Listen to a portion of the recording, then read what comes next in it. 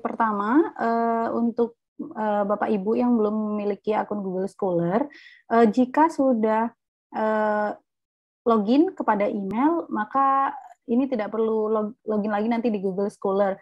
Jadi langsung saja search Google Scholar, kemudian ini diklik di tampilan awal ini. Mungkin ada beberapa Bapak Ibu yang sudah memiliki akun Google Scholar, tapi ini cukup membantu untuk Bapak Ibu yang belum memiliki. Jadi nanti akan muncul seperti ini, nggih.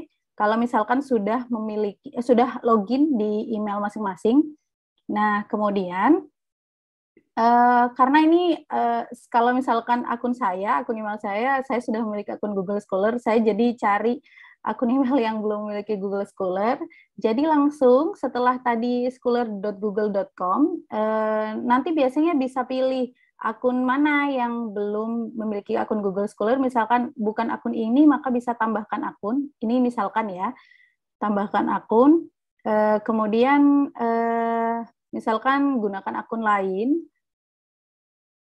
Bisa masukkan di sini akunnya, kemudian masukkan juga passwordnya. Tapi kebetulan karena ini saya akan menggunakan akun ini untuk membuat Google Scholar, akun Google Scholar, maka saya langsung mengklik saja di profil saya.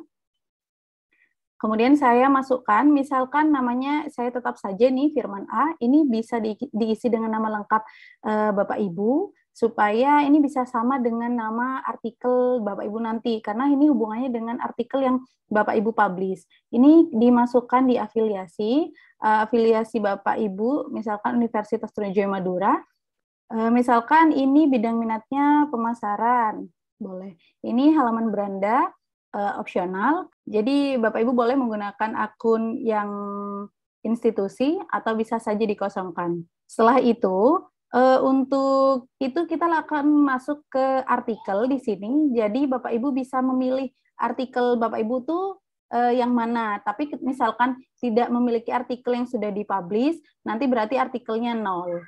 Nah, misalkan, saya misalkan ini ya, saya klik, misalkan ini artikelnya, jadi, tapi nanti bisa dihapus. Misalkan ini artikel saya, Ahmad Firman ya, sesuai dengan, atau kalau misalkan ini bisa dicari Firman atau siapa, nanti bisa dicari dan bisa muncul di sini.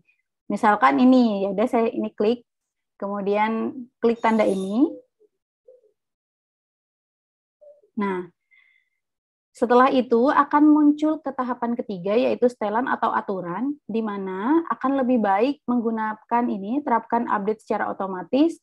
Kemudian ini akan mempermudah nanti artikelnya bisa masuk langsung ke Google Scholar Ibu, Bapak Ibu akan Google Scholar Bapak Ibu.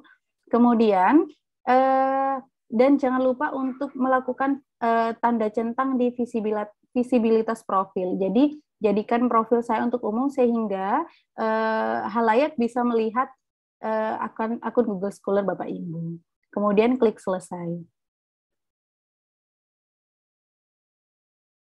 Nah, di sini akan muncul. Jadi karena saya tadi mengklik yang email-email yang artikel-artikel tadi, jadi semua artikelnya akan muncul. Ini artikel dari misalkan yang saya tulis ya. Jadi ini artikelnya muncul semua di sini. Nah, yang kita butuhkan untuk akreditasi itu adalah sebanyak mana dikutipnya atau citasinya ini. Dikutip seberapa banyak oleh orang-orang gitu. Nah, ini misalkan di artikel yang ini dengan judul Newton Development in Jakarta, ini ternyata dikutip 278 penulis atau peneliti. Nah, kita bisa lihat di sini.